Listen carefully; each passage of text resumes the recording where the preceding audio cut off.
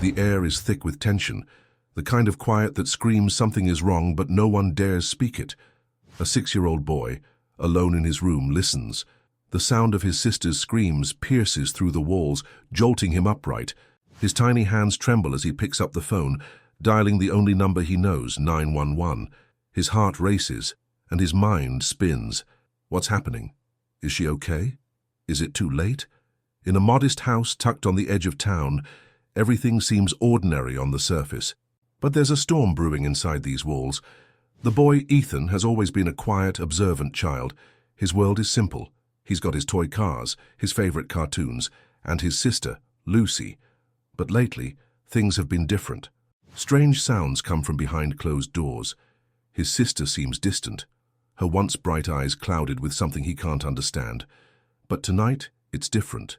Tonight, the silence is shattered by a scream that carries a message Ethan can't ignore. What Ethan doesn't know is that this phone call will change everything. The truth about what happens behind those closed doors will be revealed in the most unexpected of ways, and the boy will soon realize that sometimes the smallest voice in the room can bring the greatest change. Stay with us, because you won't believe the twist this story takes. Ethan's small fingers grip the phone tightly as he listens intently to the voice on the other end. The 911 dispatcher's calm tone contrasts sharply with the terror that's swelling inside him. His little heart beats fast, echoing in his chest like a drum, while his wide eyes stay glued to the door. The screams continue, growing louder, and panic sets in. Ethan's not sure what's going on in there, but he knows one thing. He needs help. 911, what's your emergency? The operator asks, her voice professional but gentle. The words catch in Ethan's throat. He's never been in a situation like this before. He's just a kid. What can he possibly say? But his sister's voice, trembling and pleading, fills his ears again, urging him to act. He takes a deep breath and finally speaks, his voice shaky but determined. My sister, she's screaming. The operator responds immediately. Where are you right now? Can you tell me your address? Ethan's mind races. He knows their address. He's heard it 1,000 times. But tonight, it's harder to remember. His mind flickers back to the normal nights, the evenings spent in front of the TV, the dinner table conversations that always felt so ordinary. But this feels wrong. His sister's screams shatter the calm of their home, and in that moment, he feels a cold sense of dread creep into his bones. We live at 143 Maple Street, he says, his voice gaining a bit of confidence. Hurry, please, it's in my stepdad's room. The operator's tone shifts slightly. She's heard this before, the tension in Ethan's voice, the urgency in his words. I need you to stay on the line with me, Ethan. Can you tell me what's happening? Ethan pauses. He knows what he's heard, but he doesn't fully understand it. He knows that his sister has been acting strange lately, withdrawn, as if something's weighing heavily on her. He's also aware that his stepdad, Greg, has been different too, more tense, more irritable. It's a change that Ethan couldn't quite put into words, but he could feel it. I don't know, Ethan stammers. She's screaming, and I heard Greg yelling at her. His words are hesitant, unsure. Ethan hasn't seen much in life, but he knows enough to understand when something feels wrong. And this, whatever is happening in that room, is definitely wrong. Across the house, in the dimly lit hallway, Lucy, Ethan's teenage sister, sits on the floor of her bedroom, clutching her knees to her chest. The scream had torn through her, a desperate cry for help that she barely had control over. She was terrified, but she was also furious at the man who had promised to take care of her, to protect her mother, but had instead become a source of fear and tension. Greg, her stepfather, had crossed a line tonight. Her thoughts swirl as she hears him moving behind the door, his footsteps slow and deliberate. He's been drinking again, a little too much, a little too often. She had tried to ignore the subtle changes at first, the harsh words, the pressure to stay out of his way, but tonight it had all boiled over. Tonight, she couldn't stay quiet any longer. Lucy, get in here. Greg's voice booms through the door. Lucy presses her hand to her mouth, trying to stifle another scream. She can feel the anger rising within her, but she knows it's dangerous to provoke him further. He's unpredictable. She's learned that the hard way. Her heart races as she waits for him to come to her. And for a brief moment, She wonders if anyone would hear her call for help. Back in Ethan's room, the dispatcher's voice brings him back to the present. Ethan, can you still hear your sister? Is she okay? Ethan's grip on the phone tightens. He can still hear Lucy's voice in the distance, weak and full of fear. His little mind races, trying to figure out what to do next. He wants to help her, wants to rush into that room and tell Greg to stop, but he knows he can't. He's just 6 years old, and Greg is much bigger, much stronger. All he can do is wait and pray that the police will get there in time. I'm going to send someone over right now, Ethan, the dispatcher reassures him. Stay on the line, okay? We'll get help to you. Ethan nods even though he knows she can't see him. He sits on the edge of his bed, frozen, waiting for the sound of sirens, waiting for something to break this heavy silence. He has no idea what's happening in the next room, but he knows one thing for sure. He can't just sit here and do nothing. In the kitchen, their mother, Sarah, is unaware of the horror unfolding just a few rooms away. She's busy with a late-night snack, the soft glow of the refrigerator light illuminating her tired face. It's been a long day. She's stressed, overworked, and the growing tension between her and Greg has been weighing heavily on her mind. But she never expected this. She never expected to come face to face with the darkness lurking inside her own home. The sound of sirens cuts through the heavy silence, a distant wail that seems to offer some promise of relief. But for Ethan, it feels like an eternity before they arrive. His small hands, still gripping the phone tightly, can feel his pulse thudding in his fingertips. The dispatcher has stayed with him, her calm voice a lifeline in the chaos. Ethan, I need you to stay with me, okay? She says. Help is on the way. You're doing great. Just stay on the line. But Ethan's mind races. He can still hear his sister's voice, now quieter, like she's trying to protect herself from whatever's going on in that room. The fear in her voice lingers, and Ethan's small body is shaking from head to toe. He feels like he's trapped in the worst kind of nightmare, a nightmare that he can't wake up from. Inside the room, Lucy is frozen. She's been here before, caught in this web of fear and helplessness. But tonight, there's a change in the air, something more sinister, something darker. She knows Greg has always been a little rough around the edges, but tonight, he's different. There's a harshness in his voice that cuts through her like a knife. You think you can just do whatever you want? Greg spits, his words slurred from too many drinks. You think you're better than me? Lucy bites down on her lip, trying to suppress the tears that threaten to spill over. She doesn't know how to answer him, doesn't know what will make him stop. The weight of the room presses on her chest, suffocating her. Her mind races, searching for an escape, but all she can do is hold her breath and wait. Wait for something to change. Wait for anyone to come to her rescue. In the living room, Sarah senses that something isn't right. The house is too quiet, too still. She hasn't heard Greg raise his voice like that in a while, and it sends an uneasy chill down her spine. She sets down the plate she's holding and walks toward the hallway, her feet barely making a sound against the hardwood floors.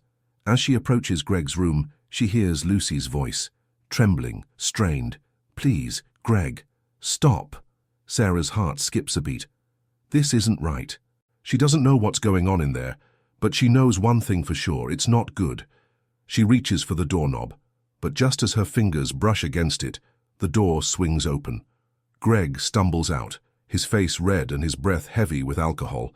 His eyes are glazed, unfocused, and for a moment, Sarah sees a stranger in front of her. What's going on? She demands, her voice firm but trembling with the fear that's bubbling inside her. Greg stares at her for a moment, his lips curling into a sneer. Mind your own business, Sarah, he mutters, brushing past her without another word. Sarah watches him leave, her mind racing. She knows this isn't over. It's never over when Greg gets like this. But when she turns to check on Lucy, the door to her daughter's room is shut tight. Lucy, Sarah calls softly, but there's no answer. The silence feels suffocating. Meanwhile, Ethan has heard the door slam. His heart skips a beat as he imagines the scene unfolding across the house. He knows Greg is dangerous when he's drunk, and he can feel the weight of that danger pressing in on his sister. Ethan, are you still there? The dispatcher's voice cuts through his racing thoughts. Tell me, what's happening now?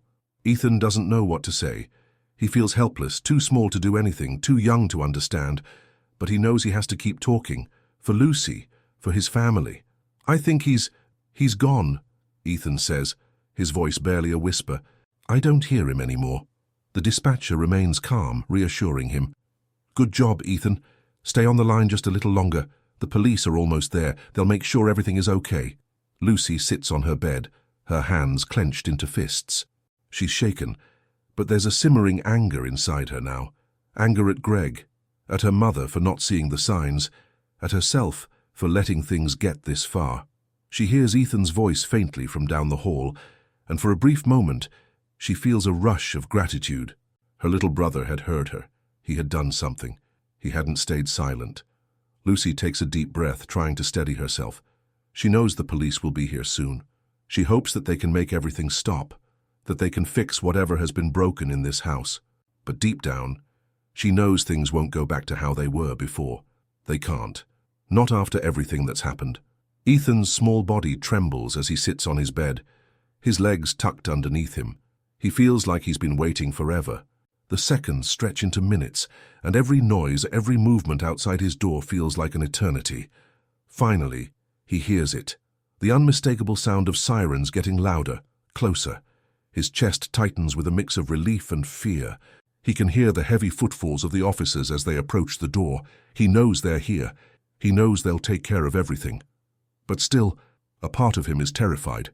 Terrified of what they'll find, of what will happen next. Ethan, the police are there, the dispatcher says, her voice soothing. You did great. You helped your sister. You're safe now. Ethan barely hears her.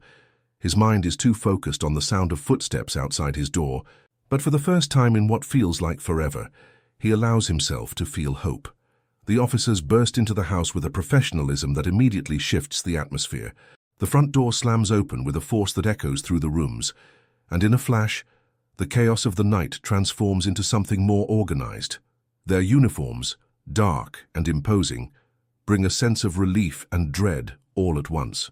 Ethan's heart races faster as the sound of voices fills the house. He can hear the officers talking to Sarah, asking questions, trying to piece together what happened. But it's Lucy who catches their attention first. When the officers enter her room, they find her sitting on the bed, her hands folded tightly in her lap. She's trembling, her eyes red from crying, but there's something else, something behind the fear that has nothing to do with the man who had tormented her. The officer, a tall man with short-cropped hair, steps forward cautiously. He's seen situations like this before, but there's something about this case that gnaws at him. Lucy, we're here to help you, he says gently. Can you tell me what happened? Lucy looks up at him, her gaze blank for a moment, as if she's still sorting through the events in her mind. I didn't want this to happen, she whispers, her voice barely audible. I just wanted it to stop. The officer kneels down, trying to make himself less intimidating. You don't have to be afraid, he assures her. We're here now. Whatever it is, you're safe. For a moment, Lucy hesitates. She wants to speak. She wants to tell someone everything. But as the words form in her mind, they get caught in her throat. She wants to protect her mother, protect Ethan, protect herself. And yet, she knows she can't stay silent anymore. Greg, she starts, her voice quivering. He's not who he says he is. The officer raises an eyebrow, intrigued but cautious. What do you mean by that? Lucy hesitates again, her mind racing. He's not my real dad, she says, her words spilling out faster now. He's not even close. He was my mum's first husband's best friend. He showed up out of nowhere, and then, before she can continue, a second officer walks into the room, holding a small folder in his hand. He's been reviewing the details of the case, and something about it strikes him as unusual. Lucy, there's something you need to know. Lucy's eyes snap to him, and her breath catches. What? The officer opens the folder, flipping through pages. We did a background check on Greg. We found something. Something that's not what we expected. Lucy's heart pounds. She knows her stepdad has a past, one that no one ever really talks about, but she never thought it was something this serious. She never imagined that her fears were justified, that the man who had been in her life for so long was hiding something much darker. The officer looks at her, his eyes full of sympathy. Greg isn't just a guy who's been drinking too much, he says, his voice steady but filled with a weight of understanding. He's been in trouble before. serious trouble. He's been connected to a string of violent incidents in the past, assaults. But there's more. He's been involved in criminal activity that goes way beyond what we knew. He's been lying to everyone, including your mum. Lucy feels like the floor has just dropped out from under her. The world spins, and she struggles to grasp the magnitude of the revelation. Her thoughts whirl back to the man she thought she knew, the man who had been kind at times, cruel at others. He had seemed like someone who just wanted a fresh start, someone who was a little rough around the edges, but deep down, good. But now, she knows the truth, and it's worse than she could have ever imagined. Meanwhile, Sarah stands in the living room, her face pale and frozen in shock. The police have questioned her, told her about the findings, but she doesn't want to believe it. She's still trying to process what's happening, trying to make sense of the fact that the man she married, her protector, her husband, is someone entirely different than she ever thought. How could she have missed this? How could she have trusted him? The questions swirl in her mind, each one more painful than the last. But before she can voice them, the sound of footsteps echoes through the hall. Ethan has finally emerged from his room. His face is pale, and his eyes are wide with fear. "Mum," Ethan says softly, his voice barely above a whisper. "Is Lucy okay?" Sarah's heart breaks at the sight of her son, his innocent eyes filled with concern. She kneels down to him, pulling him into an embrace. "And she's okay, sweetheart," she reassures him, though her own voice trembles. "We're going to fix everything. I promise." Ethan clings to her tightly, his small body shaking with relief. But even in the safety of her arms, something feels off. Something about this night has shifted, and nothing will ever be the same again. As the officers continue to investigate, one of them pulls Sarah aside. "You need to understand, Sarah," the officer says quietly. "This isn't just about what's happened tonight. Greg has a history, and it goes much deeper. There are more people involved, more lives at stake." Sarah feels like the air has been knocked out of her. She thought she knew her husband, but the truth is far more dangerous, far more complicated than she ever imagined. The weight of the revelation hangs heavy in the air as Lucy, Sarah, and Ethan stand at the center of the storm. The police have their work cut out for them, but one thing is clear. This family's world has just been shattered, and the truth about who Greg really is will change everything forever. The weight of the truth lands heavily on Lucy. She has spent years burying her doubts and fears, convincing herself that things would improve, that Greg would change. But now, as the officers reveal the extent of his dark past, all the lies and justifications she had clung to shatter like glass. She can barely breathe, the room suddenly feeling too small, too claustrophobic. The walls, once comforting and familiar, now feel like a prison. I never wanted you to find out this way," Lucy whispers to herself, staring at the officer who just revealed Greg's past. The words hang in the air, heavy with guilt and regret. She wanted to protect her mother, protect Ethan, but she didn't know how. She had been a teenager caught in the mess of it all, trying to survive, trying to stay invisible. But now, everything is exposed. There is no hiding anymore. The truth is out. In the living room, Sarah feels like she's suffocating. The officer's words echo in her mind, louder than anything else. She watches Ethan, his innocent eyes filled with concern, and a deep pang of guilt stabs at her heart. She was supposed to protect him, to protect both her children, but in the rush of life, in the desire for stability and a fresh start, she had ignored the signs. How could she have been so blind? How could she have let Greg into their lives? "What did I do?" Sarah mutters, her voice trembling. She feels the weight of her own failures crushing her from within. How could I not have seen? She doesn't expect an answer, and the silence only deepens the ache in her chest. She reaches for Ethan, pulling him into a tight hug. For a brief moment, he clings to her, seeking comfort, but Sarah can't find it in herself to offer any. Her mind flashes back to the days before she met Greg. She had been single, raising Lucy alone, struggling but content. Then Greg had come into their lives, a man who seemed like a knight in shining armor. He filled the emptiness, promised to be a protector, a partner. At first, he had been the perfect gentleman, offering support and security, but little by little, things started to slip.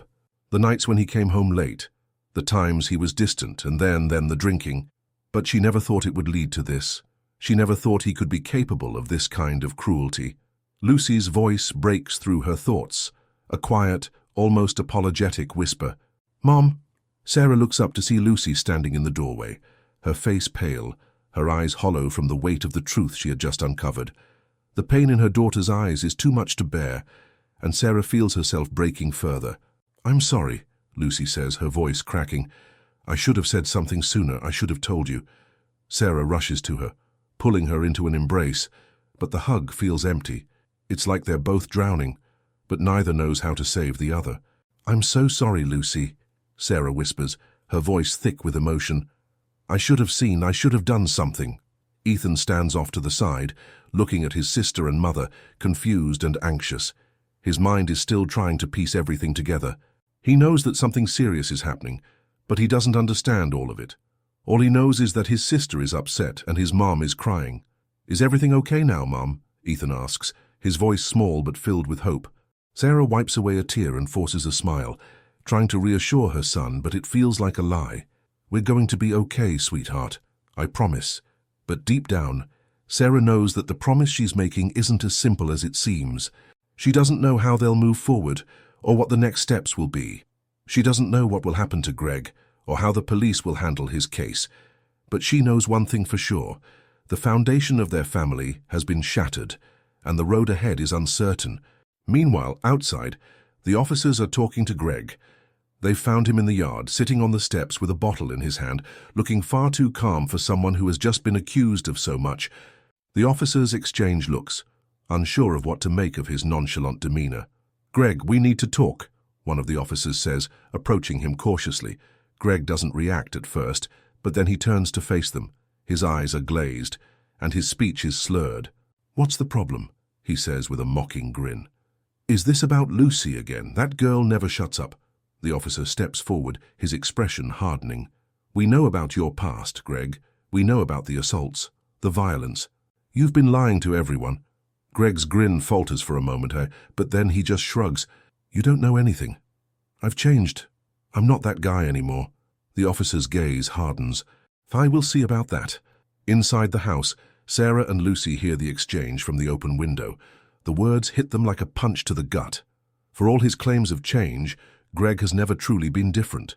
The man they had hoped for, the man Sarah had fallen in love with, was a lie. The truth was far uglier. Sarah feels a shiver run through her as she hears the officers preparing to arrest Greg. She has no idea what the future holds, but one thing is clear. The man she thought she knew is gone, and whatever happens next, her family will never be the same again. The sound of Greg being handcuffed and led away fills the house, a bitter reminder that everything has changed. Sarah stands at the window, her hand pressed to the cool glass, watching the police car pull away with him in the back. The weight of the past few hours presses down on her chest, suffocating her. She knows that the road ahead will be difficult. There are questions she hasn't even begun to ask herself, things she's avoided for years, things that need to be addressed now, things that she's afraid of facing. As she turns away from the window, she sees Lucy standing in the doorway of the living room. Her eyes are red, and her posture is rigid, as if she's holding herself together by sheer will. There's a silence between them that speaks volumes, the kind of silence that fills the space when everything is broken, but no one knows how to begin fixing it. "So what happens now?" Lucy asks, her voice a mixture of exhaustion and quiet fear. Sarah takes a deep breath, her mind swirling with the weight of everything that's happened. "I don't know," she admits, her voice shaky.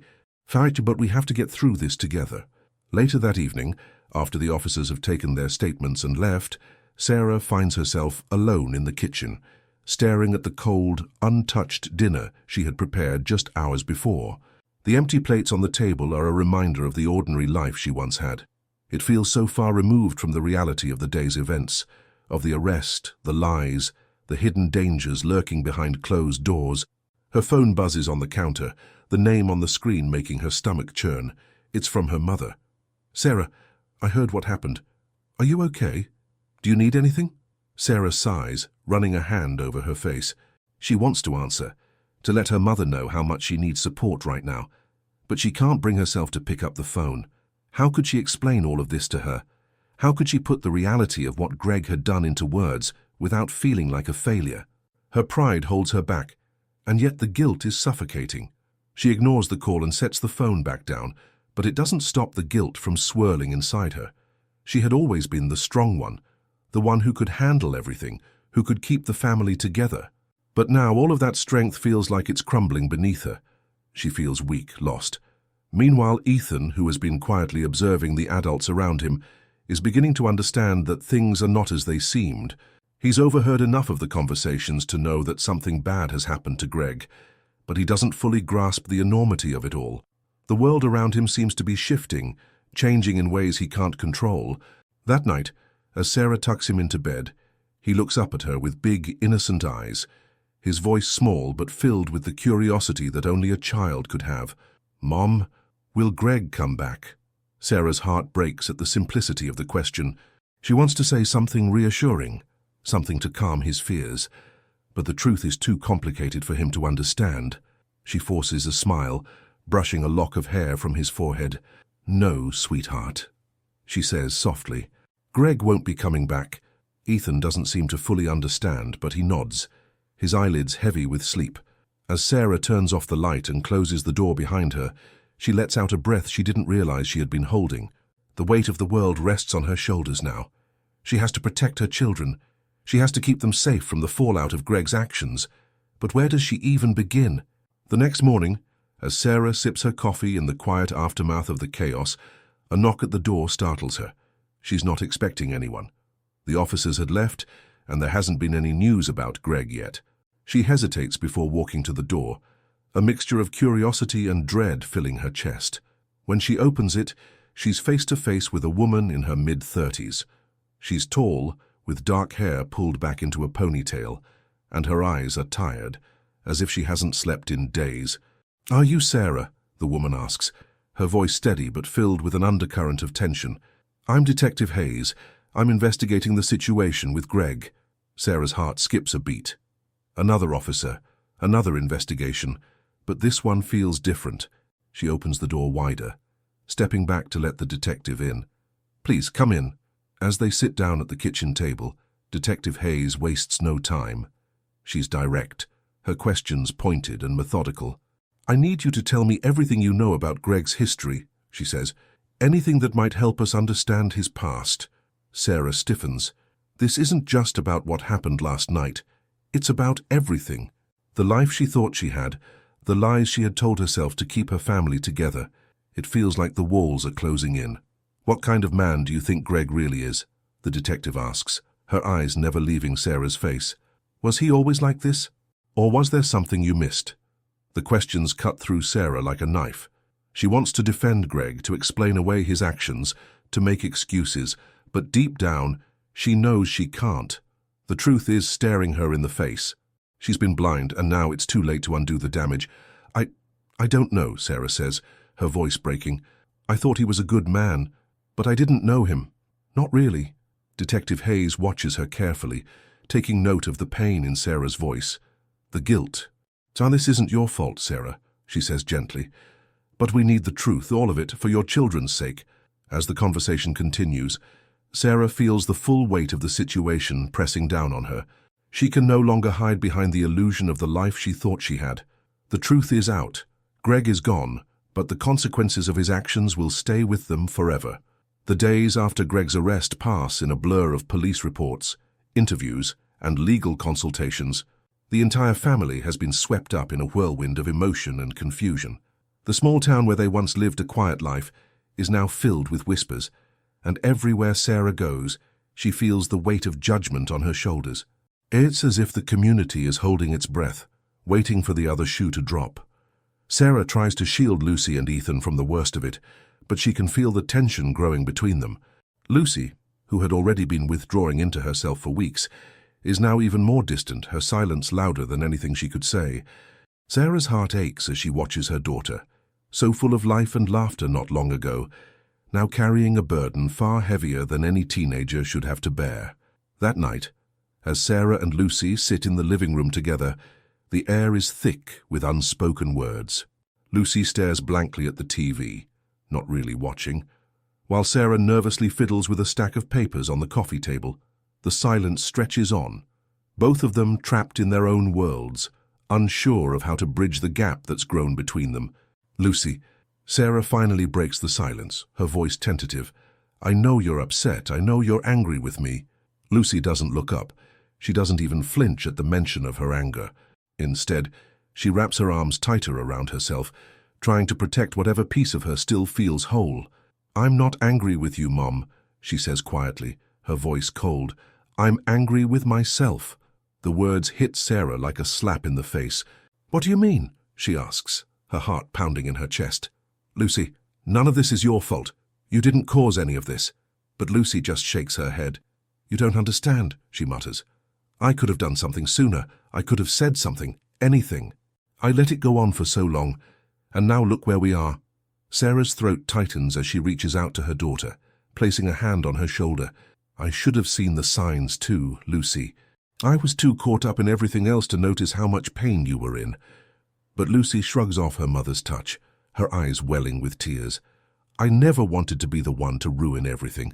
I wanted to protect you, to protect Ethan. Ethan, still so young and innocent, can't fully understand the weight of the situation, but he's not blind to the tension that fills the house. He watches his sister and mother, sensing that something has shifted between them. In the days following Greg's arrest, he's become more clingy, seeking comfort from Sarah at every opportunity, his small hands often reaching for hers when he's scared or confused. One night, as Sarah tucks him into bed, he whispers, Is Lucy going to be okay, Mommy? Sarah smiles softly, brushing his hair back from his forehead, trying to sound more confident than she feels. Yes, sweetheart, she's just going through a hard time right now, but we're all going to be okay. But in her heart, Sarah knows the truth. Things will never be the same. Not after what happened, not after the layers of deception and betrayal have been peeled away. The following morning, Detective Hayes visits the house again. This time, the mood is different. There's a sharpness to her gaze, an urgency in her tone. She's here for more than just updates. She's here to dig deeper, to ask the hard questions that Sarah has been avoiding. Sarah, the detective starts, her voice calm but firm. We've found more about Greg's past, more than we originally thought. Sarah's stomach drops. She's been bracing herself for bad news, but this feels like the last blow. What else? She asks, her voice barely above a whisper. There are people in his past who aren't just linked to criminal activity. They're part of an organized network. This isn't just a domestic abuse case anymore. It's tied to something much larger, something that could have serious consequences for you and your family. Sarah's blood runs cold. Her mind reels with the implications of what the detective is saying. Her husband, her now ex-husband, wasn't just a troubled man with a drinking problem. He had been involved in something far darker, something that could jeopardize their safety. What does that mean for us? Sarah asks, her voice shaky, her mind scrambling to keep up. The detective looks at her with sympathy, but there's no softening of the truth in her eyes. It means that Greg's arrest is just the beginning. The people he's connected to, they won't let this go easily. You and your children could be at risk. The words hit Sarah like a freight train. Her entire world has already been upended, and now, just as she thinks things might settle down, they're being pulled even deeper into a dangerous web. She doesn't know how much more she can take. As Sarah processes this new information, her mind drifts back to the conversation with Lucy the night before. She realizes that Lucy is right. She should have seen the signs, should have acted sooner. And now, because of her inaction, her daughter is suffering more than she ever should have had to. The guilt is unbearable. Sarah knows she has to protect her children from whatever is coming next, but she doesn't know how. Her hands feel tied. The truth is out about Greg, but the consequences are only just beginning to unfold. The tension between Sarah and Lucy continues to fester, even as the danger outside their door grows. They've both been broken, but in different ways. Sarah is trying to hold it all together, trying to keep things normal for Ethan, for Lucy. But Lucy is slipping further away, consumed by guilt and regret. She no longer knows who to trust, least of all herself. They're all facing the aftermath of Greg's betrayal, but the hardest part, the most painful part, is yet to come. They'll have to rebuild from the ruins. But how do you rebuild when the foundation has been shattered? The days following Detective Hayes' revelation feel like a slow descent into chaos. The once quiet town they lived in now feels suffocating, its streets too close, its whispers too loud. Sarah does her best to shield Ethan from the growing unease, but even he senses the changes. There's a tension in the air, a nervous energy that makes her feel like she's being watched, as though something ominous is waiting just beyond the horizon. Lucy, meanwhile, is spiraling. The more she thinks about Greg's past, the more she wonders if she ever really knew him at all. She spends hours in her room, staring at the walls, consumed by the thought that everything she knew about her life was a lie. The guilt still gnaws at her, but now it's accompanied by a creeping fear. What if Greg's criminal ties weren't just about money or violence? What if they had something to do with them, her family? What if they were in danger? Late one evening, as Sarah and Lucy sit at the kitchen table, the weight of the world pressing down on them, the phone rings. It's a number Sarah doesn't recognize. Her stomach tightens, and a cold chill runs down her spine. She hesitates, the weight of the unknown hanging in the air. Finally, she picks up the receiver. "Hello," she says, her voice steadier than she feels. For a long moment, there's only silence on the other end, and Sarah feels the hairs on the back of her neck stand up. Then a voice, low and cold, speaks. "I hope you're not too comfortable, Sarah," the voice says, sending a shiver down her spine, because things are about to get much worse. Before Sarah can respond, the line goes dead. She's left standing there, her heart racing, unsure of what just happened. Who was that, and what did they mean by, "Things are about to get worse"? "What is it, Mom?" Lucy asks, her voice breaking the tense silence. She's standing in the doorway, her eyes wide with concern. Sarah can feel her daughter's fear, but she doesn't know how to explain the call. The last thing she wants to do is scare Lucy even more. "I don't know," Sarah says, forcing her voice to sound calm, though every instinct inside her screams that they're being watched, that something dark is lurking on the other side of the door. It was just some prank call, but deep down, Sarah knows it wasn't. The tone of the voice, the words, it was no prank. Someone is out there. Someone with ties to Greg's past, and they're letting her know that she's being watched. The following morning, Sarah decides to go to the police station. She knows that she needs to tell Detective Hayes about the call, but as she walks through the front door, she's greeted by something even more unexpected. A man in a black suit, his face obscured by the brim of his hat, is standing by the front desk. He's not a local, she can tell that immediately, and the sense of unease inside her only deepens. "Can I help you?" Sarah asks, trying to keep her voice steady. The man turns to her, his face cold and unreadable. "I'm here to speak with Detective Hayes," he says simply. "I have information about Greg." Detective Hayes emerges from her office a moment later, her face as stern as ever. "Sarah, this is Agent Donnelly," she introduces, gesturing to the man. "He's with the FBI. We've brought him in because of the larger network Greg's been involved with." Sarah's mind spins. FBI. She never imagined things could be this serious. "I don't understand," Sarah stammers. "What does Greg have to do with the FBI?" Agent Donnelly's gaze sharpens, his voice low but firm. "Greg wasn't just a small-time criminal. He was part of something bigger, something more dangerous. We've been tracking this organization for years, but we lost the trail when Greg disappeared." Sarah feels a cold knot form in her stomach. This isn't just about her family anymore. This is something far larger than anything she could have imagined. She feels the weight of the room pressing in on her, the walls closing in as the truth starts to settle like a stone in her chest. As the conversation continues, Sarah learns that Greg's involvement with the criminal organization goes back decades. He had been a key player in a series of underground operations, using his charm and position as a family man to gain trust and cover his tracks. The organization had deep ties to drug trafficking, money laundering, and even more violent activities. They had flown under the radar for years, and only now, with Greg's arrest, were they starting to piece everything together.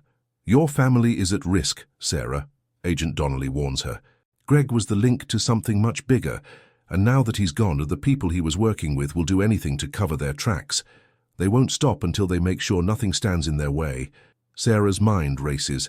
How could she have let this happen? How could she have married someone involved in something so dangerous? She feels like she's standing at the edge of a precipice, unsure of what's below, but knowing that there's no turning back. When Sarah returns home, She tries to reassure Lucy, but the weight of the new information hangs over them like a cloud. Her family is being targeted, and she has no idea how to protect them. Ethan, blissfully unaware of the looming danger, senses the tension in the air. "Mom," he asks, looking up at her with wide, innocent eyes. "Why does everyone look so worried?" Sarah forces a smile, crouching down to his level. "It's nothing, sweetheart," she says softly, brushing his hair out of his eyes. "Everything's going to be fine. We're going to get through this." But even as she says the words, she knows she's lying. The storm is coming, and she has no idea how to stop it. As the days go by, the threats keep coming. Silent, unsettling, and relentless. The phone calls. The strangers lurking outside their house. And all the while, Sarah's fear grows, as does the uncertainty about what is truly at stake. The deeper she digs into Greg's past, the more questions arise. Is the danger just about Greg, or is it something far worse? With each passing moment, Sarah feels herself losing control. The more she tries to protect her family, the more it feels like the world is slipping through her fingers. The tension has never been higher, and the danger has never been closer. The weeks that follow are filled with a constant undercurrent of fear and uncertainty. Sarah tries to maintain a semblance of normalcy for Lucy and Ethan, but it feels like every corner of their home is shadowed by the danger that looms over them. The phone calls keep coming, each one more cryptic and threatening than the last, each one pulling Sarah deeper into a web she can't escape from. In her quieter moments, Sarah finds herself wondering, could she have protected her family from this? If only she had paid more attention. If only she had known more about Greg's past. The guilt consumes her, and every time she looks at her children, she's reminded of how far her blind trust in Greg had carried them all into this nightmare. Lucy, for her part, has retreated further into herself. The days of reckless teenage rebellion are gone, replaced by a heavy sadness that makes her seem older than her years. She no longer argues with Sarah. She no longer seeks out her friends or the comfort of normal teenage distractions. Instead, she spends her time on the edge of their yard, staring out into the woods behind their house, as though she's trying to see something that isn't there. Something that might help her make sense of everything. But no matter how much time she spends out there, it never comes.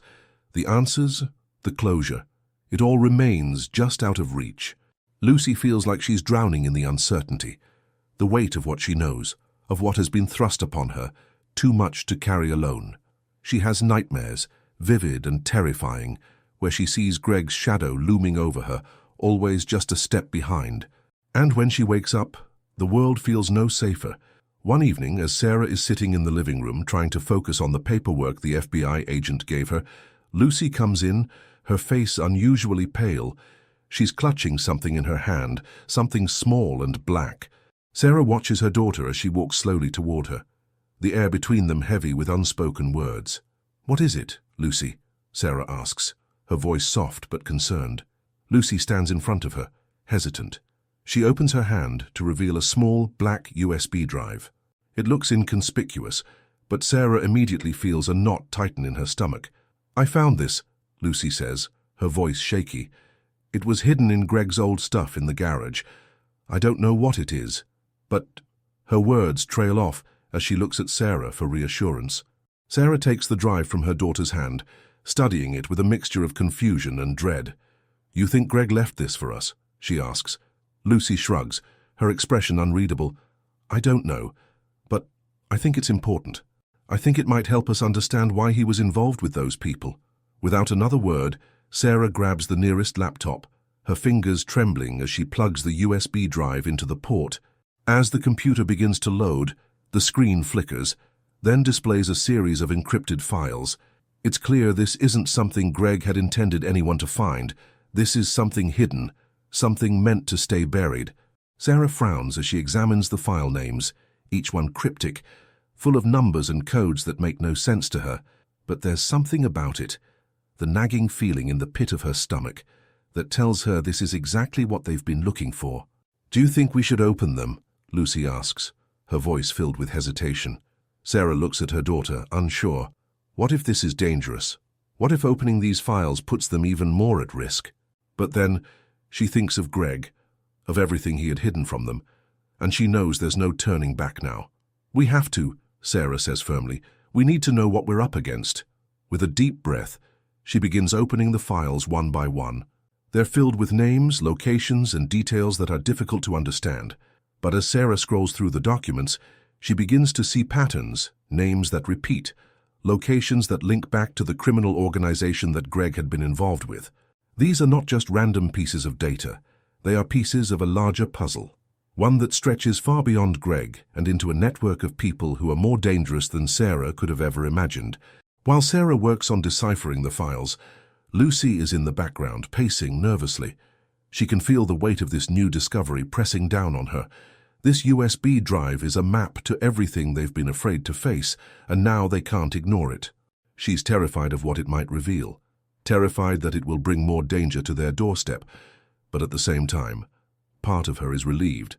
At least they have something, some kind of lead to follow. Ethan, oblivious to the danger that continues to mount around him, watches his mother and sister closely. He senses that something is wrong, but he doesn't know what. He sees their faces, tight with worry, their eyes constantly scanning the room as if they're waiting for something to happen. The house that used to feel like a home now feels like a cage, and Ethan doesn't know how to make it stop. He does what he can to bring some semblance of normality back to his life. He plays with his toys, watches his favorite cartoons, and tries to make his mother smile when she looks at him.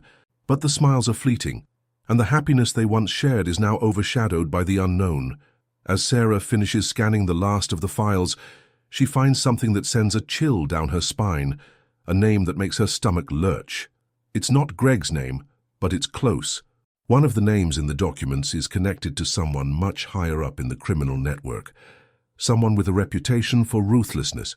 The realization hits her like a ton of bricks. They're not just dealing with Greg's past. They're dealing with a force much more dangerous than they could have ever imagined. The tension in the house escalates. The more Sarah uncovers, the more she realizes that the people Greg was involved with are closing in on them. The past that Greg tried to bury is coming back to haunt them, and there's no way out. The walls of their once quiet home seem to close in on Sarah and her children as they sit on the precipice of a revelation that will change everything. Each new detail uncovered from the files on Greg's USB drive only adds weight to their already heavy burdens. The name Sarah had found, the name tied to the ruthless criminal network Greg had been involved with, isn't just a name. It's a shadow that looms over them now, a figure who will stop at nothing to protect their interests and eliminate any threats. And Sarah realizes, with growing horror, that her family has become a target. The truth is like a virus, infecting every part of their lives. Sarah can no longer pretend that they are safe, that they can continue on like they did before. Her instincts scream at her to get her children out of the house, to pack what they can and leave before it's too late. But she doesn't know where to go. Everywhere they turn, it feels as though there's no escape. The deeper they dig into Greg's world, the more dangerous it becomes. Lucy, too, feels the weight of the looming danger pressing on her chest. She hasn't been able to sleep properly for days. The images of Greg's past, of the network he was a part of, haunting her every moment. Every creak of the floorboards, every knock at the door sends a wave of terror rushing through her. She wants to believe that everything will be okay, but the weight of what they've discovered is too much to ignore. One evening, as Sarah sits at the kitchen table, trying to make sense of the final pieces of information, her phone rings. It's an unfamiliar number, and Sarah hesitates, her fingers hovering over the screen. She's received too many unsettling calls recently, but this one feels different. It has the same ominous tone as the earlier threats, the ones that warned her of the danger lurking just beyond her door. Her pulse quickens as she picks up the phone, preparing herself for whatever is about to come. "Sarah," a deep voice says on the other end, "we need to talk." It's not a question, it's a command. "Who is this?" Sarah asks, trying to steady her shaking voice. The voice on the other end chuckles darkly, the sound sending a chill down her spine. "You know who I am. I know what you've found, and I know you're looking for answers. But you don't understand the situation, Sarah.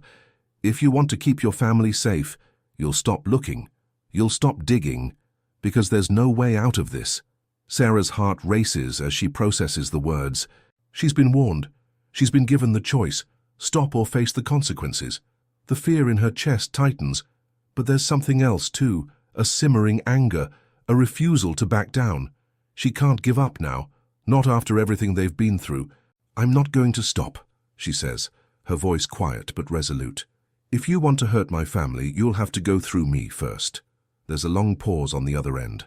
The silence feels suffocating, like the entire world is holding its breath. Finally, the voice responds, but this time there's an edge of cold finality to it. "You'll regret that decision, Sarah, mark my words." And with that, the call ends. For a long time after, Sarah just sits there, the phone still in her hand, staring at the blank screen. The reality of what she's just agreed to hits her with full force. She's made her choice, but she knows the consequences could be far worse than anything she's imagined. They are no longer just dealing with a criminal organization. They are dealing with a force that has eyes everywhere, a force that will stop at nothing to protect its interests. Lucy, hearing the conversation from the other room, steps into the kitchen. "What happened?" she asks, her voice tight with worry. Sarah looks up, her face pale, but there's a fire in her eyes now, a determination that wasn't there before. "They know we're getting close to the truth, Lucy, and they won't stop until they silence us." Lucy swallows hard. "What do we do now?" Sarah stands up, her mind racing. She doesn't have all the answers, but one thing is certain. They can't just sit back and wait for danger to come to them. They have to act. They have to take control of the situation before it spirals further out of their hands. Later that night, as Sarah makes plans with the FBI agent, Detective Hayes, to work together to track down the individuals behind Greg's criminal ties, the tension in the house continues to mount. Every sound, every noise from outside sends a shiver down Sarah's spine. Her thoughts constantly race, unsure of what to do next, where to turn. The terror that's been creeping up on them for weeks has now become a full-blown storm. As Sarah and Lucy sit together in the living room, Sarah's mind drifts back to the early days of her marriage with Greg. The man she thought she had married is long gone, replaced by a stranger with dark secrets. She can feel the weight of everything that has led them here, but she can't afford to dwell on it anymore. There's no more time for regret. The only thing that matters now is keeping her family safe. Ethan, still blissfully unaware of the full danger surrounding them, starts to notice the growing tension.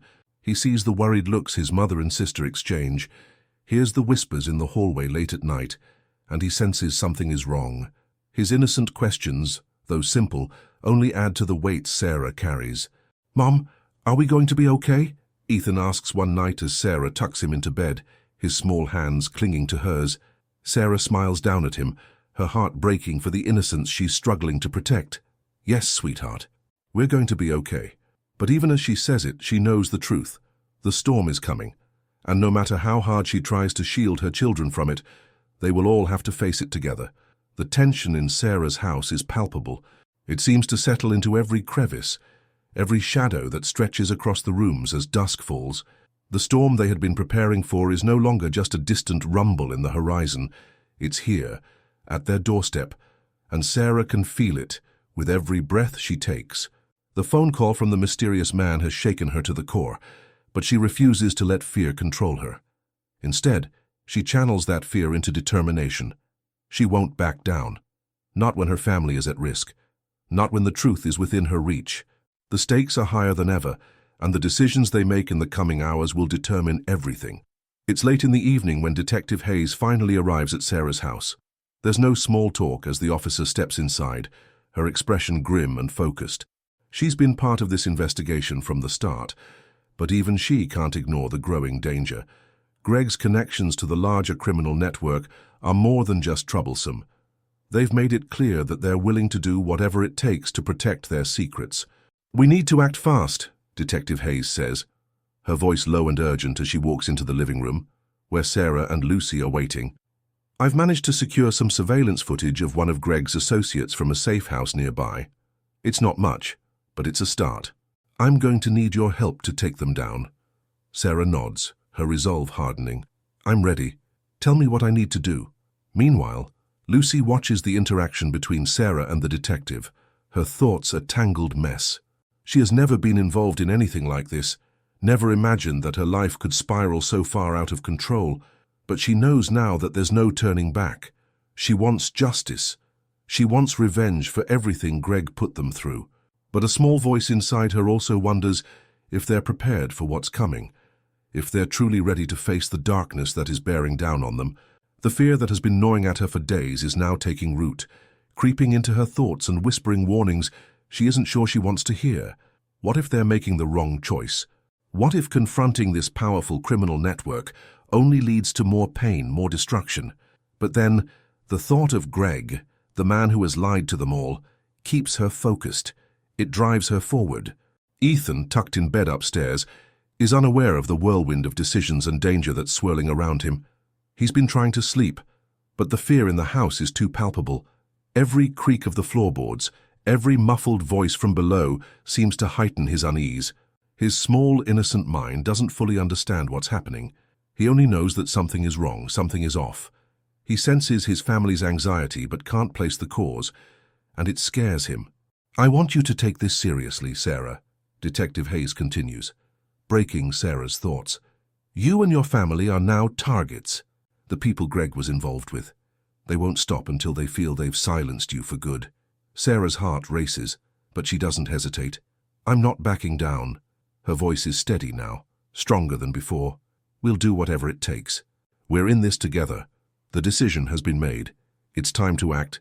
Sarah, Lucy, and Detective Hayes work together, meticulously planning their next steps. They've gathered enough evidence to make a real impact, but they know they must be careful.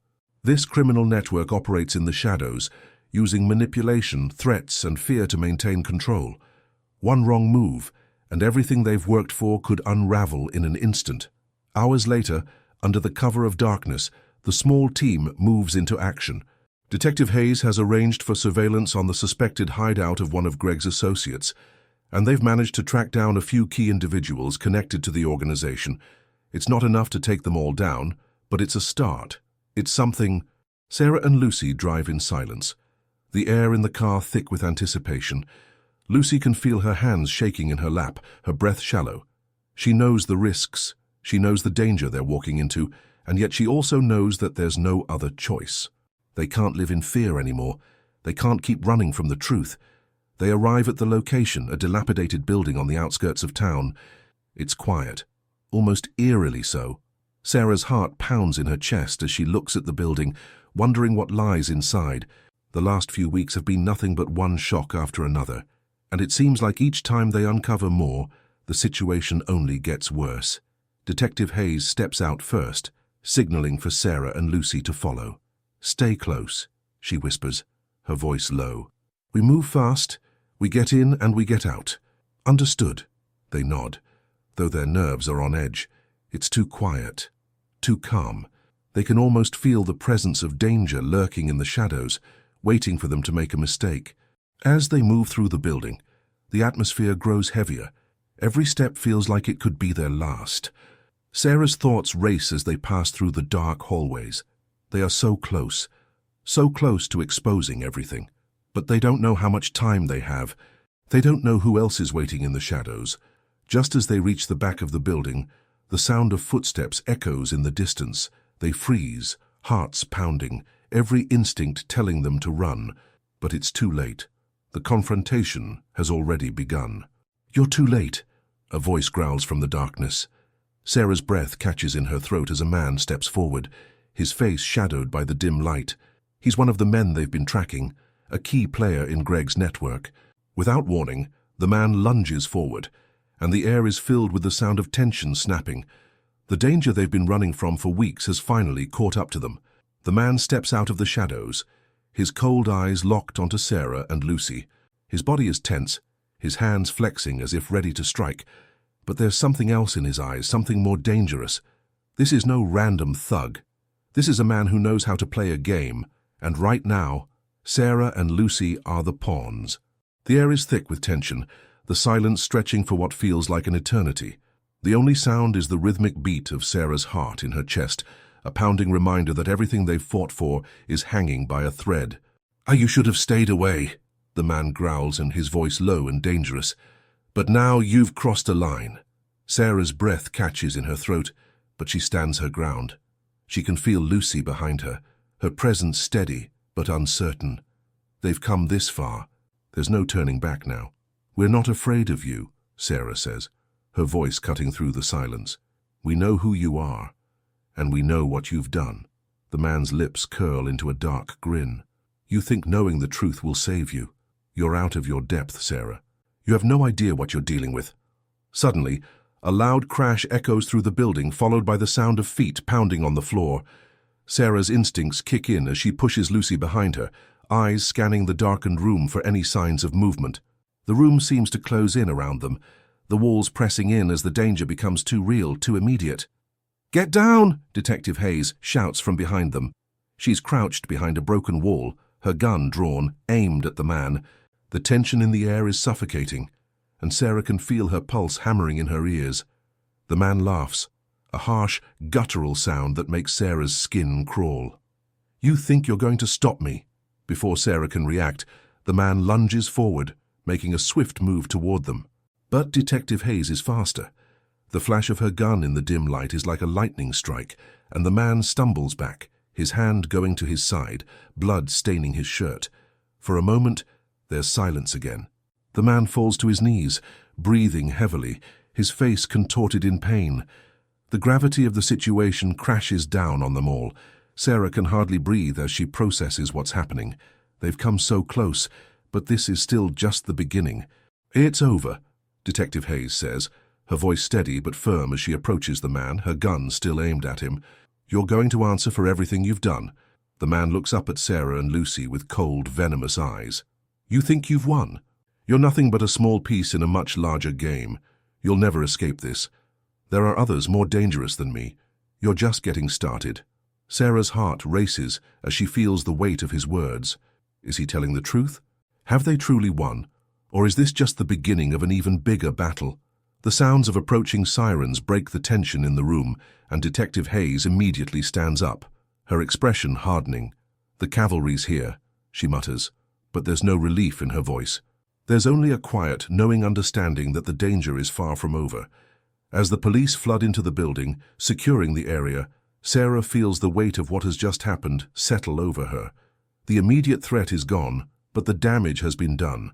The criminal network that had held her family in its grip is still out there, and the path to safety is anything but clear.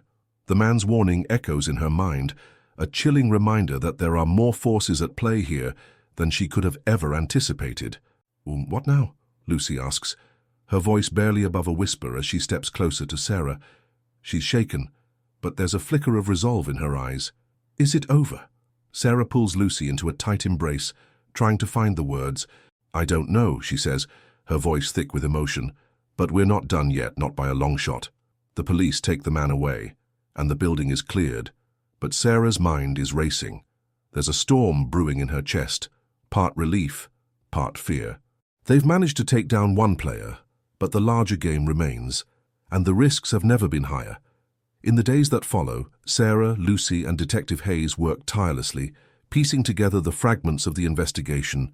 They discover that the criminal network's reach is far broader than they ever expected, stretching into several industries and multiple cities. It's not just about Greg anymore. It's about exposing the entire system, the network that has operated in the shadows for so long. But as they move forward, Sarah feels the weight of the choice she made. She knows that the moment they step into this world, there's no turning back. Every action, every decision now carries with it the risk of retaliation, of even greater danger. And yet, she can't stop.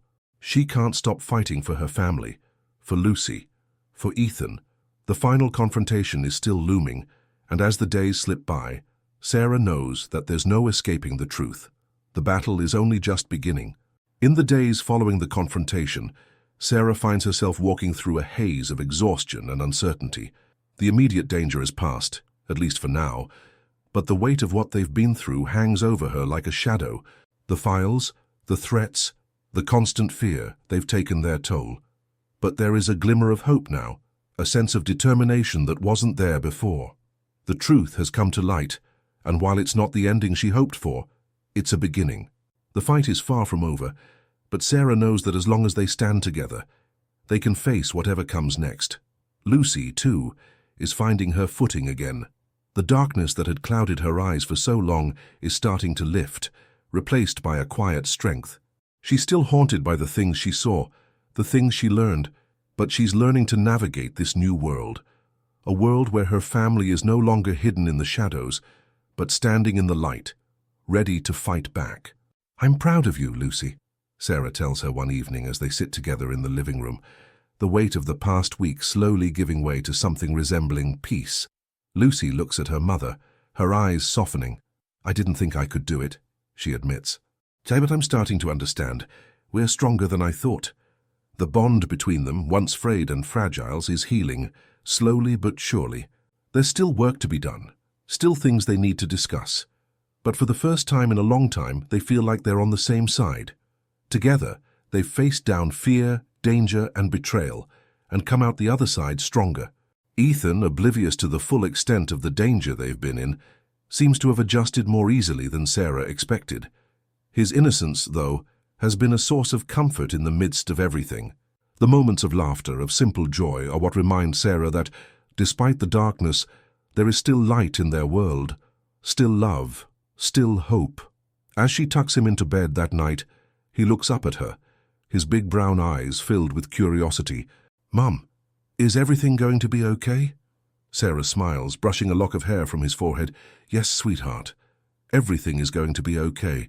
She says it with more confidence now, more belief than she ever thought possible. As Sarah stands in the kitchen, watching the sun set over the horizon, she allows herself a moment of reflection. They've made it through the worst of it. The criminal network that Greg had been entangled with is unraveling, piece by piece. The police are working hard to bring the rest of the organization down, and Detective Hayes has become a trusted ally in the fight. But Sarah knows that their lives will never be the same. They've had to confront truths they weren't ready for, and the path forward is uncertain. But for the first time in a long time, Sarah feels empowered. She feels like she's regained control over her life, over her family's future. Lucy walks into the kitchen, and for a moment, they just stand there, looking at each other. The silence is comfortable now, a stark contrast to the tension that once ruled their home. "We'll get through this, right?" Lucy asks, her voice steady but still laced with the fear of what lies ahead. Sarah looks at her daughter, her heart swelling with pride and love. "We've already made it through the hardest part," she says softly. "And we'll make it through whatever comes next, together. The journey isn't over, but they're ready to face the challenges that lie ahead, ready to rebuild, to find peace in the aftermath of chaos. The scars of the past will always remain, but they will not define them. They will not control their future.